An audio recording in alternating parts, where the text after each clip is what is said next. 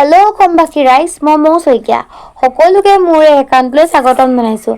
আজি মই আপোনালোকক এটা বহুত ভাল খবৰ দেখাবলৈ চেষ্টা কৰিম। ব্লগচোন যাম যদি চাওঁ। মানে আমাৰ 2011 চনতে ঘৰ এটা মানে অনলাইন কৰি থোৱা আছিলে। যিহেতু ঘৰটো অহা নাছিলে, এতিয়া মানে ঘৰটো আহি গ'ল। সেইকাৰণে মানে আজি যে মন আছিলে ধুনীয়া ঘৰ বনাবলৈ, এতিয়া সপোনটো পূৰণ হৈছে। এতিয়া মই ঘৰটো মানে ধুনীয়াকৈ বনাম, কি ডেক'ৰেশ্যন কৰিম, কেনেকৈ বনাম, সকলো ব্লগ দেখাবলৈ মই চেষ্টা কৰিম।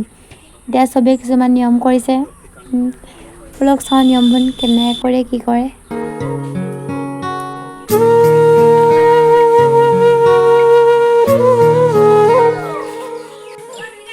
ব্ৰহ্মাদি কৰি জীৱ জগত